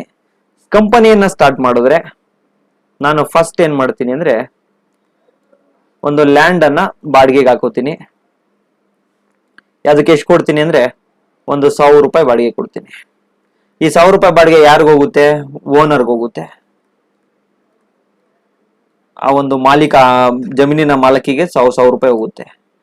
ಇದು ನನಗೇನಾಯ್ತು? 100 ರೂಪಾಯಿ ಎಕ್ಸ್ಪೆಂಡಿಚರ್ ಆಯ್ತು. 1000 ರೂಪಾಯಿ ಎಕ್ಸ್ಪೆಂಡಿಚರ್ ಆಯ್ತು, ವೆಚ್ಚ ಆಯ್ತು. ಇಲ್ಲಿ ಓನರ್ಗೆ ಅದೇನಾಯ್ತು? ಇನ್ಕಮ್ ಆಯ್ತು, ಆದಾಯ ಆಯ್ತು. ಅದೇ 1000 ರೂಪಾಯಿ. ಈ ಮೊಬೈಲ್ಗೆ ಇನ್ನ ಏನ್ ಮಾಡ್ತೀನಿ? ಕೆಲಸಗಾರವ್ರನ್ನ ತಗೋತೀನಿ. ಈ ಕೆಲಸಗಾರವ್ರಿಗೆ ಎಷ್ಟು ಕೊಡ್ತೀನಿ? 500 ಕೂಲಿ ಕೊಡ್ತೀನಿ. ಇದು ನನ್ಗೇನಾಯ್ತು? ನನ್ನ ಕಂಪನಿಗೆ ಎಕ್ಸ್ಪೆಂಡಿಚರ್ ಆಯ್ತು, ಖರ್ಚಾಯ್ತು. ಅದೇ 500 ರೂಪಾಯಿ ಆ ಕೆಲಸ ಮಾಡ್ತಾನಲ್ಲ, ಆ ಕೆಲಸ ಮಾಡೋ ಈ ಒಂದು ಲೇಬರ್ಗೆ ಏನಾಗುತ್ತೆ ಅಂತಂದ್ರೆ, ಆ ಕೂಲಿ ಇನ್ಕಮ್ ಆಗುತ್ತೆ. ಎಷ್ಟು? 500 ಇನ್ಕಮ್ ಆಗುತ್ತೆ. ಈಗ ಏನ್ ಮಾಡ್ತೀನಿ? ನಾನು ಬಂಡವಾಳ ಬೇರೆ ತಗೊಂಡ್ಬಂದಿರ್ತೀನಿ ಕ್ಯಾಪಿಟಲ್ ಬ್ಯಾಂಕಿಂದ. ಅವ್ರಿಗೆ ಒಂದು 300 ರೂಪಾಯಿ ಇಂಟ್ರೆಸ್ಟ್ ಕಟ್ತೀನಿ. 300 ರೂಪಾಯಿ ನನ್ಗೇನಾಯ್ತು? ಎಕ್ಸ್ಪೆಂಡಿಚರ್ ಆಯ್ತು, ಅಂದ್ರೆ ಖರ್ಚಾಯ್ತು. ಅದೇ 300 ರೂಪಾಯಿ ಬ್ಯಾಂಕ್ ಅವ್ರಿಗೆ ಏನಾಯ್ತು? ಇನ್ಕಮ್ ಆಗುತ್ತೆ. ಇಂಟ್ರೆಸ್ಟ್ ಏನಾಗುತ್ತೆ? ಬ್ಯಾಂಕ್ ಅವ್ರಿಗೆ ಇನ್ಕಮ್ ಆಗುತ್ತೆ. ಈಗ ನೋಡಿ, ನನ್ಗೆ ಎಷ್ಟು ಎಕ್ಸ್ಪೆಂಡಿಚರ್ ಆಯ್ತು? 1000, 1500, 1800. 1800 ಎಕ್ಸ್ಪೆಂಡಿಚರ್ ಆಯ್ತು. ಇದು ಎಕ್ಸ್ಪೆಂಡಿಚರ್ ಮೆಥಡ್ ಅಲ್ಲಿ GDP ಕಂಡುಹಿಡಿದಿದ್ದು. ಅದೇ ಇವ್ರಿಗೆ ಇನ್ಕಮ್ ಎಷ್ಟಾಯ್ತು ನೋಡೋಣ ಬನ್ನಿ. 1000, 500, 300, 1800 ಇನ್ಕಮ್ ಆಯ್ತು ಇವ್ರಿಗೆ. ಇದು ಇನ್ಕಮ್ ಮೆಥಡ್ ಅಲ್ಲಿ GDP ಕಂಡುಹಿಡಿದಿದ್ದು. ಈಗ ನೀವ್ ಹೇಳಿ, ಎಕ್ಸ್ಪೆಂಡಿಚರ್ ಮೆಥಡ್ ಆದ್ರೂ GDP ಕಂಡುಹಿಡಿರಿ, ಇನ್ಕಮ್ ಮೆಥಡ್ ಆದ್ರೂ GDP ಕಂಡುಹಿಡಿರಿ. ಅಂದ್ರೆ ವೆಚ್ಚದ ಮೆಥಡ್ ಅಲ್ಲಾದ್ರೂ ಆಗಿರ್ಬೋದು, ಆದಾಯದ ವಿಧಾನದಲ್ಲಾಗಿರ್ಬೋದು, ಯಾವ ರೀತಿ GDP ಕಂಡುಹಿಡಿದ್ರು ಕೂಡ ಇಲ್ಲಿ ಏನಾಗಿದೆ ನೋಡಿ, ಈಗ ಎರಡು ಕೂಡ ಈಕ್ವಲ್, ಎರಡು ಸೇಮ್ ಇದೆ. 1800, 1800. ಈ ತರ ಎಲ್ಲ ಒಬ್ಬರಿಗೆ ಖರ್ಚಾಗಿದೆ ಅಂದ್ರೆ ಅದು ಇನ್ನೊಬ್ರಿಗೆ ಆದಾಯ ಆಗ್ಲೇಬೇಕು, ಇನ್ನೊಬ್ರಿಗೆ ಆದಾಯ ಆಗಿದೆ ಅಂದ್ರೆ ಇನ್ನೊಬ್ರಿಗೆ ಅದು ಖರ್ಚಾಗ್ಲೇಬೇಕು. ಇನ್ನ ನಿಮಗೆ ಅರ್ಥ ಆಗ್ಬೇಕಂದ್ರೆ ಸಿಂಪಲ್. ಇನ್ನ ಅರ್ಥ ಆಗಿಲ್ಲ ಅಂತಂದ್ರೆ, for example February 14th Valentine's day. ಅವತ್ತೇನ್ ಮಾಡ್ತೀರಾ? ಬಾಯ್ಸ್ ಹುಡುಗಿಗೆ ಡ್ರೆಸ್ ಕೊಡಿಸ್ತೀರಾ. ಯಾರಿಗೆ? ಗರ್ಲ್ಸ್ಗೆ. ಡ್ರೆಸ್ಸಿಗೆ ಎಷ್ಟಾಗುತ್ತೆ? 2000 ಆಗುತ್ತೆ. ಇದು ಬಾಯ್ಸ್ಗೆ ಏನಾಗುತ್ತೆ? 2000 ಡ್ರೆಸ್ದು ಖರ್ಚಾಗುತ್ತೆ, ಎಕ್ಸ್ಪೆಂಡಿಚರ್ ಆಗುತ್ತೆ ಬಾಯ್ಸ್ಗೆ. ಅದೇ ಈ 2000 ಬಾಯ್ಸ್ಗೆ ಎಕ್ಸ್ಪೆಂಡಿಚರ್ ಆಗಿದೆ ಅಂದ್ರೆ ಹುಡುಗಿಯರ್ಗೆ ಏನಾಗುತ್ತೆ? ಡ್ರೆಸ್ಸು ಇನ್ಕಮ್ ಆಗುತ್ತೆ. ಮತ್ತೆ ಇನ್ನೇನ್ ಮಾಡ್ತೀರಾ? ಡ್ರೆಸ್ ಜೊತೆಗೆ ಚಾಕ್ಲೇಟ್ ಕೊಡಿಸ್ತೀರಾ. ಎಷ್ಟು? 100 ರೂಪಾಯಿ ಡೈರಿ ಮಿಲ್ಕ್. ಹುಡುಗಿಯರ್ಗೆ ಇದೇನಾಗುತ್ತೆ? ಇನ್ಕಮ್ ಆಗುತ್ತೆ. ಹುಡುಗರ್ಗೆ ಏನಾಗುತ್ತೆ? ಇದು ಎಕ್ಸ್ಪೆಂಡಿಚರ್ ಆಗುತ್ತೆ. ಇಲ್ಲಿ ನಾನು ಏನ್ ಹೇಳ್ತಾ ಇದ್ದೀನಿ ಅಂದ್ರೆ, ಹುಡುಗರ್ಗೆ ವ್ಯಾಲೆಂಟೈನ್ಸ್ ಡೇ ದಿನ ಎಕ್ಸ್ಪೆಂಡಿಚರ್ ಆದ್ರೆ ಹುಡುಗಿಯರಿಗೆ ವ್ಯಾಲೆಂಟೈನ್ಸ್ ಡೇ ದಿನ ಇನ್ಕಮ್ ಆಗುತ್ತೆ. ಒಬ್ರಿಗೆ ಎಕ್ಸ್ಪೆಂಡಿಚರ್ ಆಗಿದೆ ಅಂದ್ರೆ ಇನ್ನೊಬ್ರಿಗೆ ಇನ್ಕಮ್ ಆಗ್ಲೇಬೇಕು, ಒಬ್ರಿಗೆ ಖರ್ಚಾಗಿದೆ ಅಂದ್ರೆ ಅದು ಇನ್ನೊಬ್ರಿಗೆ ಆದಾಯ ಆಗ್ಲೇಬೇಕು. ಇಲ್ಲ ನಿಮ್ಮ ಖರ್ಚನ್ನ ಟೋಟಲ್ ಮಾಡಿ ಎಷ್ಟಾಗುತ್ತೆ? 2100. ಇಲ್ಲ ಹುಡುಗಿರಿಗಾಗಿರ್ತಕ್ಕಂತಹ ಆದಾಯವನ್ನ ಟೋಟಲ್ ಮಾಡಿ, ಅಲ್ಲೆಷ್ಟಾಗುತ್ತೆ? 2100. ಇನ್ಕಮ್ ಮೆಥಡ್ ಅಲ್ಲಾದ್ರೂ ಮಾಡಿ GDPಗೆ ಸೇಮ್ ವ್ಯಾಲ್ಯೂ ಬರುತ್ತೆ, ಎಕ್ಸ್ಪೆಂಡಿಚರ್ ಮೆಥಡ್ ಅಲ್ಲಾದ್ರೂ ಮಾಡಿ ಸೇಮ್ ವ್ಯಾಲ್ಯೂ ಬರುತ್ತೆ. ಈಗ ಅರ್ಥ ಆಯ್ತು ಅನ್ಕೊಂಡಿದೀನಿ. ಇನ್ನ ಅರ್ಥ ಆಗ್ಲಿಲ್ಲ ಅಂದ್ರೆ ಆಫ್ಲೈನ್ ಕ್ಲಾಸಿಗೆ ಬನ್ನಿ, ಇನ್ನ ಹೇಳ್ಕೊಡ್ತೀನಿ. ನೆಕ್ಸ್ಟ್ ಎಕ್ಸ್ಪೆಂಡಿಚರ್ ಮೆಥಡ್ ಅನ್ನ ನಾವು ನೋಡಿದ್ವಿ, ಇನ್ಕಮ್ ಮೆಥಡ್ ಅನ್ನು ನಾವು ನೋಡಿದ್ವಿ. ಇನ್ನೊಂದು ಮೆಥಡ್ ಇದೆ GDP ಕ್ಯಾಲ್ಕುಲೇಷನ್ ಮಾಡ್ಲಿಕ್ಕೆ. ಅದು ಯಾವ ಮೆಥಡ್ ಅಂದ್ರೆ ವ್ಯಾಲ್ಯೂ ಆಡೆಡ್ ಮೆಥಡ್ ಅಥವಾ ಪ್ರಾಡಕ್ಟ್ ಮೆಥಡ್ ಅಥವಾ ಔಟ್ಪುಟ್ ಮೆಥಡ್. ಕನ್ನಡದಲ್ಲಿ ಉತ್ಪಾದನಾ ವಿಧಾನ ಅಥವಾ ಮೌಲ್ಯವರ್ಧಿತ ವಿಧಾನ ಅಂತ ಹೇಳಿ ಕರಿತಾ ಹೋಗ್ತೀವಿ. ಇದೆಂಗೆ ಸರ್ ನಾವು GDP ನ ಕ್ಯಾಲ್ಕುಲೇಷನ್ ಮಾಡೋದು ಅಂತಂದ್ರೆ ಸಿಂಪಲ್. ಇಲ್ಲಿ ನೋಡಿ, ಫಾರ್ಮರು ರೈತ 50 ರೂಪಿ ಗೋಧಿ ಬೆಳೀತಾರೆ. ಈ ಎಕನಾಮಿಗೆ ಅವರ ಕಾಂಟ್ರಿಬ್ಯೂಷನ್ ಎಷ್ಟು? 50 ರೂಪಿ. ಆ 50 ರೂಪಿ ಇರ್ತಕ್ಕಂತಹ ಗೋಧಿಯನ್ನ ಒಬ್ಬ ವಾಣಿಜ್ಯೋದ್ಯಮಿ, ಒಬ್ಬ ಬಿಸ್ನೆಸ್ ಮ್ಯಾನ್ ತಗೊಂಡೋಗ್ಬಿಟ್ಟು ಬ್ರೆಡ್ ಮಾಡ್ತಾನೆ. ಬ್ರೆಡ್ ಮಾಡ್ಬಿಟ್ಟು 150 ರೂಪಿಗೆ ಮಾರ್ಕೋತಾನೆ. ಯಾರಿಗೆ ಅಂದ್ರೆ ಗ್ರಾಹಕರಿಗೆ. ಗ್ರಾಹಕರು ಇವನಿಗೆ 150 ರೂಪಿ ಪೇ ಮಾಡ್ತಾರೆ.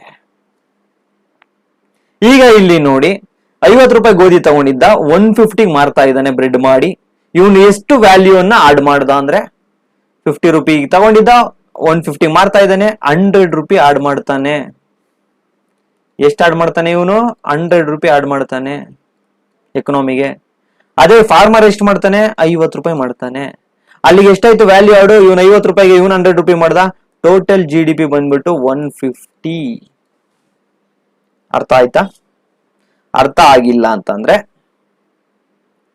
ಇಲ್ಲಿ ನೋಡಿ, ಇನ್ನ ಒಂದು ಎಕ್ಸಾಂಪಲ್ ಅನ್ನ ನೋಡ್ತಾ ಹೋಗೋಣ. ಸಿಂಪಲ್, ಫಾರ್ಮರ್ ಜೂಟ್ ಬೆಳೆದಿರ್ತಾರೆ, ಅಂದ್ರೆ ಸೆಣಬನ್ನ ಬೆಳೆದಿರ್ತಾರೆ. ಆ ಸೆಣಬಿನಲ್ಲಿ ಚೀಲವನ್ನ ಮಾಡಿರ್ತಾರೆ. ಆ ಚೀಲದ ಬೆಲೆ ಎಷ್ಟು? ಕೇವಲ 100 ರೂಪಾಯಿ.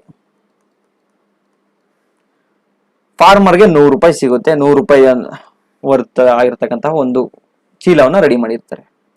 ಒಬ್ಬ ಬುದ್ಧಿವಂತ ಬಿಸ್ನೆಸ್ ಮ್ಯಾನ್ ಯೋಚನೆ ಮಾಡ್ತಾನೆ, 100 ರೂಪಾಯಿ ಚೀಲ ತಗೋತಾನೆ. ಅದೇ 100 ರೂಪಾಯಿ ಚೀಲ ತಗೊಂಡು ಒಂದು ಮಾಡರ್ನ್ ಆಗಿರೋ ಡ್ರೆಸ್ ಅನ್ನ ರೆಡಿ ಮಾಡ್ತಾನೆ. ಹುಡುಗಿಯರಿಗೆ ಬಹಳ ಇಷ್ಟ ಆಗುತ್ತೆ. ಅದ್ರ ಬೆಲೆ ಅವನು ಎಷ್ಟು ಇಟ್ಟಿರ್ತಾನೆ ಅಂದ್ರೆ 4999 ರೂಪಿ ಇಟ್ಟಿರ್ತಾನೆ. ಇದೇ ಟ್ರೆಂಡಿಂಗು, ಇದೇ ಫ್ಯಾಷನ್ ಕೊಂಡ್ಕೋತಾರೆ. ಇಲ್ಲಿ ಫಾರ್ಮರ್ ಎಷ್ಟು ಆಡ್ ಮಾಡಿದ್ದ? ಕೇವಲ 100 ರೂಪಿಯನ್ನ ಆಡ್ ಮಾಡಿದ್ದ ಎಕನಾಮಿಗೆ. ಆದ್ರೆ ಒಬ್ಬ ಬಿಸ್ನೆಸ್ ಮ್ಯಾನ್ 100 ರೂಪಿ ಚೀಲ ತಗೊಂಡೋಗಿ ಎಷ್ಟು ಆಡ್ ಮಾಡ್ದ? ಇವನು 4800 ರೂಪಿ ಆಡ್ ಮಾಡ್ತಾನೆ.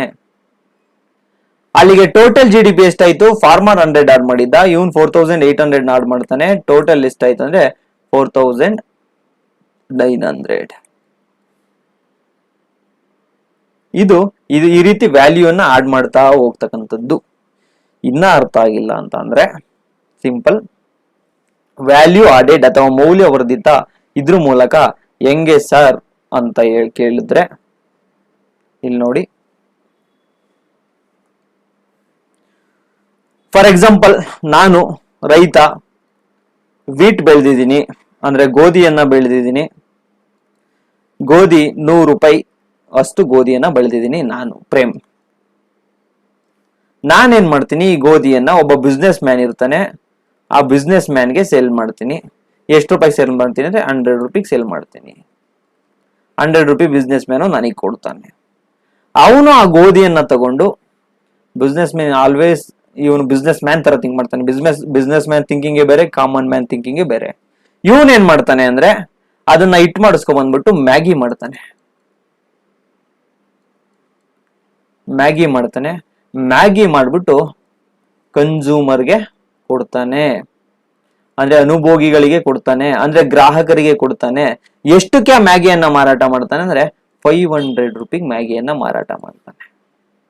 ಇಲ್ಲಿ ನೀವು ನೋಡ್ತಾ ಬಂದ್ರಿ, ನಾನೆಷ್ಟು ಗೋಧಿ ಬೆಳೆದಿದ್ದು? 100 ರೂಪಿ.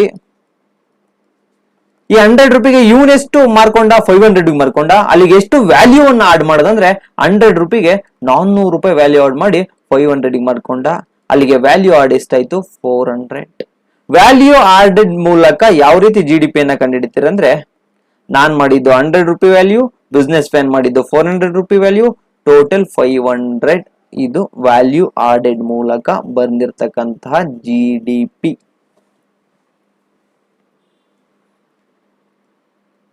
ಈಗ ಅರ್ಥ ಆಯ್ತು ಅನ್ಕೋತೀನಿ.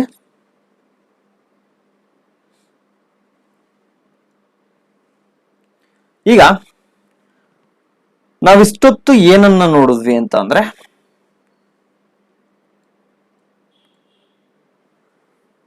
GDP ಅನ್ನ ನೋಡಿದ್ವಿ. GDP ಅಂದ್ರೆ ಏನು ಅಂತ ನಿಮಗೆ ಗೊತ್ತಾಯ್ತು. ಒಂದು ದೇಶದ ಗಡಿಯೊಳಗಡೆ ಪ್ರೊಡ್ಯೂಸ್ ಆಗ್ತಕ್ಕಂತಹ ಒಟ್ಟು ಅಂತಿಮ ಸರಕು ಮತ್ತು ಸೇವೆಗಳ ಒಟ್ಟು ಮೌಲ್ಯವನ್ನ GDP ಅಂತ ಹೇಳಿ ಕರಿತೀವಿ ಅಂತ.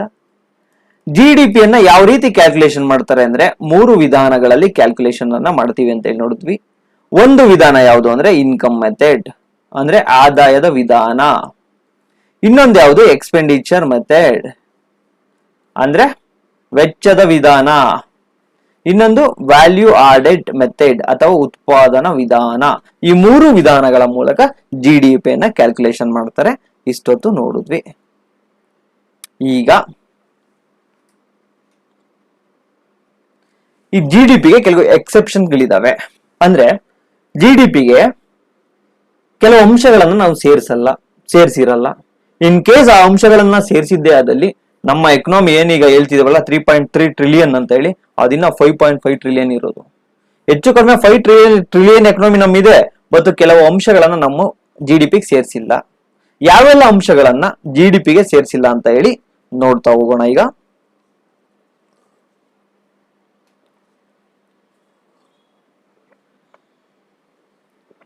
GDPಯಿಂದ ಹೊರಗಿಡಲಾದ ಕೆಲವು ಅಂಶಗಳು. ಈಗ ನಾನು ಹೇಳ್ತಿರೋ ಕತೆ ಕೇವಲ ಕಾಲ್ಪನಿಕ ಮಾತ್ರ. ಯಾಕೆಂದ್ರೆ ಇದು ಜಗತ್ತಿನಲ್ಲಿ ಯಾವುದೇ ಒಬ್ಬ ವ್ಯಕ್ತಿಯ ಮನೆಯಲ್ಲಿ ನಡೆಯೋದು ಬಹಳ ಕಡಿಮೆ. ಫಾರ್ ಎಕ್ಸಾಂಪಲ್, ನಾನು ಈಗ ಟೀಚಿಂಗ್ ಮಾಡ್ತಾ ಇದ್ದೀನಿ. ಟೀಚಿಂಗ್ ಒಂದ್ 2 ಗಂಟೆ 3 ಗಂಟೆ ಮುಗಿಯುತ್ತೆ. 3 ಗಂಟೆ ಮುಗಿದ ತಕ್ಷಣ ಮನೆಗೆ ಹೋಗ್ತೀನಿ. ಮನೆಗೆ ಹೋದ ತಕ್ಷಣ ನನ್ನ ಹೆಂಡತಿ ಏನ್ ಮಾಡ್ಕೊಡ್ತಾಳೆ ಅಂದ್ರೆ, ಒಂದು ಅಡುಗೆ ಮಾಡ್ಕೊಡ್ತಾಳೆ, ಒಂದು ಊಟ ಕೊಡ್ತಾಳೆ. ಊಟ ಮಾಡಿ, ಊಟ ನೀನ್ ಮಾಡ್ಕೊಟ್ಟಿದ್ಯಮ್ಮ ಅಂತ ಹೇಳಿ ನಾನು ನನ್ನ ಹೆಂಡತಿಗೆ 50 ರೂಪಾಯಿ ಏನಾದ್ರು ಕೊಡ್ತೀನ? ಕೊಡಲ್ಲ. ನನ್ನ ಹೆಂಡತಿ ಏನ್ ಮಾಡಿರ್ತಾಳೆ? ಅಡುಗೆ ಮಾಡಾಕಿರ್ತಾಳೆ. ಪಾಪ ಸುಸ್ತಾಗಿ ಬಂದಿರ್ತಾರೆ ಕ್ಲಾಸ್ ಮಾಡಿ ಅಂತ ಹೇಳಿ. ಆದ್ರೆ ಇಲ್ಲಿ ನಾವು ಇವರ ಒಂದು ಕೆಲಸವನ್ನ, ಇವರ ಒಂದು ಏನ್ ಹಾಕಿರ್ತಾರಲ್ಲ ಅದನ್ನ ನಾವು ಇಗ್ನೋರ್ ಮಾಡ್ತೀವಿ. ನಮ್ಮ GDPಗೆ ಸೇರ್ಸಿರಲ್ಲ. ಸರ್ವಿಸಸ್ ಆಫ್ ಹೌಸ್ ವೈಫ್ಸ್ ಏನೆಲ್ಲ ಸರ್ವಿಸ್ ಮಾಡ್ತಾರೆ, ಮನೆ ಕೆಲಸ ಮಾಡ್ತಾರೆ, ಅವ್ರು ಅಡುಗೆ ಮಾಡ್ತಾರೆ, ಬಟ್ಟೆ ವಾಶ್ ಮಾಡ್ತಾರೆ, ಎಲ್ಲದಕ್ಕೂ ಕೂಡ ನಾವೇನಾದ್ರೂ ವ್ಯಾಲ್ಯೂ ಅನ್ನ ಕಟ್ಟಿದ್ದೆ ಆದಲ್ಲಿ ನಮ್ಮ GDPಗೆ ಇನ್ನಷ್ಟು ಕಾಂಟ್ರಿಬ್ಯೂಷನ್ ಇವ್ರು ಕೊಟ್ಟಿರೋರು. ಬಟ್ ಈ ಎಲ್ಲ ಒಂದು ಸರ್ವಿಸಸ್ ಅನ್ನ ನಾವು ಆಡ್ ಮಾಡಿರಲ್ಲ, GDPಲಿ ಆಡ್ ಆಗಿರಲ್ಲ. ನೆಕ್ಸ್ಟ್ ಇನ್ನೆಲ್ಲ ಏನ್ ಆಡ್ ಆಗಿರಲ್ಲ ಅಂದ್ರೆ, ಫಾರ್ ಎಕ್ಸಾಂಪಲ್, ನಾನು ಒಬ್ರನ್ನ ಕಿಡ್ನಾಪ್ ಮಾಡ್ತೀನಿ. ಕಿಡ್ನಾಪ್ ಮಾಡೋದು ಅಫೆನ್ಸಸ್. ಎಕ್ಸಾಂಪಲ್ಗೆ ಹೇಳ್ತಾ ಇರೋದಷ್ಟೇ. ಕಿಡ್ನಾಪ್ ಮಾಡ್ಬಿಟ್ಟು 5 lakh ದುಡ್ಡು ಇಸ್ಕೊತೀನಿ. ಕಿಡ್ನಾಪ್ ಮಾಡಿರ್ತಕ್ಕಂತ 5 lakh ದುಡ್ಡು ಏನಾದ್ರು ನಾವು ಆಡ್ ಮಾಡ್ತೀವಾ?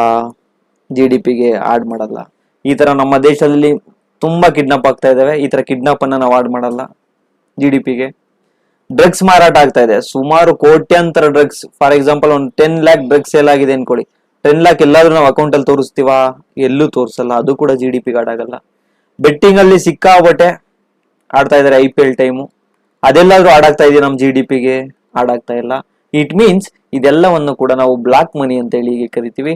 ಈ ಕಪ್ಪು ಹಣವು GDPಗೆ ಆಡ್ ಆಗಲ್ಲ. ಯಾಕಂದ್ರೆ ಇದು ಅನ್ಅಕೌಂಟೆಡ್ ಮನಿ. ಬ್ಲಾಕ್ ಮನಿ ಅಂದ್ರೆ ಸಿಂಪಲ್, ಅನ್ಅಕೌಂಟೆಡ್ ಮನಿ.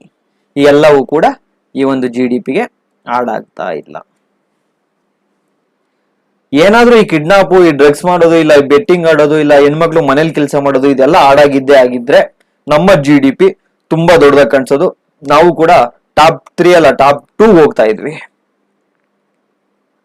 Next, transfer payments.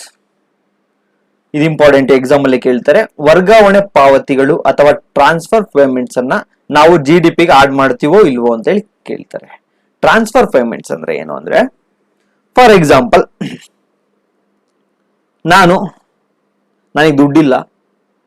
ಸೊ ನನ್ಗೇನ್ ಮಾಡ್ತಾರೆ, ನನ್ನ ಫ್ರೆಂಡ್ಸು ಒಂದು 100 ರೂಪಾಯಿ ಎಗ್ ರೈಸ್ ತಿನ್ನು ಅಂತ ಹೇಳಿ ದುಡ್ಡು ಕೊಡ್ತಾರೆ, ಅನುದಾನವಾಗಿ ಕೊಡ್ತಾರೆ. ಅಂದ್ರೆ ಏಡ್ ಅಥವಾ ಗ್ರಾಂಟ್ಸ್ ಈ ಮೂಲಕ ಕೊಡ್ತಾರೆ. ನಾನೇನ್ ಇದನ್ನ ರಿಟರ್ನ್ ಕೊಡಲ್ಲ. ಬಟ್ ನನ್ಗಿದೇನಾಯ್ತು? ಇನ್ಕಮ್ ಆಯ್ತು. ಬಟ್ ಈ ಒಂದು ಗ್ರಾಂಟ್ ಕೊಟ್ಟಿರೋದಾಗಿರ್ಬೋದು, ಈ ಅನುದಾನ ಕೊಟ್ಟಿರೋದಾಗಿರ್ಬೋದು, ಈ ಗ್ರಾಂಟ್ಸ್ ಅನ್ನ ನಾವು ನಮ್ಮ GDP ಕೌಂಟ್ ಮಾಡಲ್ಲ. ಯಾಕೆಂದ್ರೆ ಇಲ್ಲಿ ಎಕನಾಮಿ ಆಕ್ಟಿವಿಟಿನೇ ಆಗಿರಲ್ಲ. ಒನ್ ಸೈಡ್ ಪೇಮೆಂಟ್ ಅಂತ ಹೇಳಿ ಕರಿತೀವಿ ಟ್ರಾನ್ಸ್ಫರ್ ಪೇಮೆಂಟ್ ಅಂದ್ರೆ. ನಾನೇನು ಕೆಲಸ ಮಾಡಿಲ್ಲ, ನಾನೇನು ಇಲ್ಲಿ ಸರ್ವಿಸು ಕೊಟ್ಟಿಲ್ಲ, ಆದ್ರೆ ನನಗೆ 100 ರೂಪಾಯಿ ಕೊಡ್ತಾವ್ರೆ ಫ್ರೀ ಆಗಿ, ಅನುದಾನವಾಗಿ. ಇದು ನಮ್ GDPಗೆ ಕೌಂಟ್ ಆಗಲ್ಲ. ಯಾವುದು? ಗ್ರಾಂಟ್ಸ್, ಅನುದಾನ. ಇನ್ನ ಒಂದು, ಫಾರ್ ಎಕ್ಸಾಂಪಲ್, ನನಗೆ ಸರ್ಕಾರದಿಂದ 10,000 ಸ್ಕಾಲರ್ಶಿಪ್ ಬರುತ್ತೆ. 10,000 ಸ್ಕಾಲರ್ಶಿಪ್ ನನಗೆ ಬರ್ತದೆ, ನಾನೇನು ಕೆಲಸ ಮಾಡಿಲ್ಲ. ಓಕೆನಾ? ಅಂದ್ರೆ ನಮಗೆ ಸ್ಕಾಲರ್ಶಿಪ್ ಕೊಟ್ಟಿದ್ದಾರೆ. ಜಸ್ಟ್ ಸ್ಕೂಲ್ಗೆ ಹೋಗಿದ್ಕೆ, ಕಾಲೇಜ್ಗೆ ಹೋಗಿದ್ಕೆ ಸ್ಕಾಲರ್ಶಿಪ್ ಕೊಟ್ಟಿದ್ದಾರೆ. ಇದನ್ನು ಕೂಡ ನಮ್ GDPಗೆ ಆಡ್ ಮಾಡಲ್ಲ. ಯಾಕೆಂದ್ರೆ ಇಲ್ಲಿ ಎಕನಾಮಿಕಲ್ ಆಕ್ಟಿವಿಟಿನೇ ನಡೆದಿಲ್ಲ, ಸರಕು ಆಗಿರ್ಬೋದು ಇಲ್ಲ ಸೇವೆ ಆಗಿರ್ಬೋದು ಏನು ಪ್ರೊಡ್ಯೂಸ್ ಆಗಿಲ್ಲ. ಸೊ ಇದು ಸಿಂಗಲ್ ಪೇಮೆಂಟ್ ಅಂತ ಹೇಳಿ ಕರಿತೀವಿ.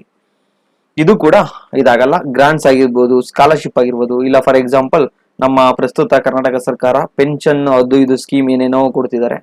ಈ ಪೆನ್ಷನ್ ಕೂಡ ಅಷ್ಟೇ ಒನ್ ಸೈಡೆಡ್ ಟ್ರಾನ್ಸಾಕ್ಷನ್. ಪೆನ್ಷನ್ ಈಗ ಒಂದು ಫಾರ್ ಎಕ್ಸಾಂಪಲ್ ಒಂದು 1000 ರೂಪಾಯಿ ಕೊಟ್ಟಿದ್ದಾರೆ ಅನ್ಕೊಳ್ಳಿ ನನಗೆ, ಇದು ಕೂಡ GDP ಆಡ್ ಆಗಲ್ಲ.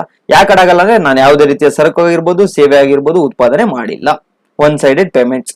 ಈ ಸ್ಕಾಲರ್ಶಿಪ್, ಈ ಪೆನ್ಷನ್, ಈ ಗ್ರಾಂಟ್ಸ್ ಇದೇನಿದೆಯವಲ್ಲ ಇವನ್ನೆಲ್ಲ ನಾವು ವರ್ಗಾವಣೆ ಪಾವತಿಗಳು ಅಂತ ಹೇಳಿ ಕರಿತಾ ಹೋಗ್ತೀವಿ. ಇವ್ಯಾವು ಕೂಡ GDP ಆಡ್ ಆಗಲ್ಲ, ಇದು ನೆನಪಿರ್ಲಿ. ನೋಡಿ, GDP ಇಂದ ಹೊರಗಿಡಲಾದ ಕೆಲವು ಅಂಶಗಳು ಯಾವ್ಯಾವು? ಪೆನ್ಷನ್ ಕೊಡ್ತಾವ್ರೆ, ಇದು GDP ಆಡ್ ಆಗಲ್ಲ. ಗ್ರಾಂಟ್ಸ್, ಅನುದಾನ ಕೊಡ್ತಾವ್ರೆ. ಈಗ ಫಾರ್ ಎಕ್ಸಾಂಪಲ್ ಶ್ರೀಲಂಕಾ ಅನ್ಕೊಳ್ಳಿ, ಶ್ರೀಲಂಕಾಗೆ ಅನುದಾನ ಕೊಟ್ರು ಎಕನಾಮಿ ಬಿದ್ದೋಗಿದ್ಕೆ, ಅದು ಶ್ರೀಲಂಕಾ GDP ಆಡ್ ಆಗುತ್ತಾ? ಆಡ್ ಆಗಲ್ಲ. ಬಿಕಾಸ್ ಅದು ಬಿಟ್ಟಿ ಕೊಟ್ಟಿರೋದು, ಫ್ರೀಯಾಗಿ ಕೊಟ್ಟಿರೋದು, ಸೊ ಆಡ್ ಆಗಲ್ಲ. ಸ್ಕಾಲರ್ಶಿಪ್ ಕೊಡ್ತಾರೆ, ಅದು ಕೂಡ GDP ಆಡ್ ಆಗಲ್ಲ.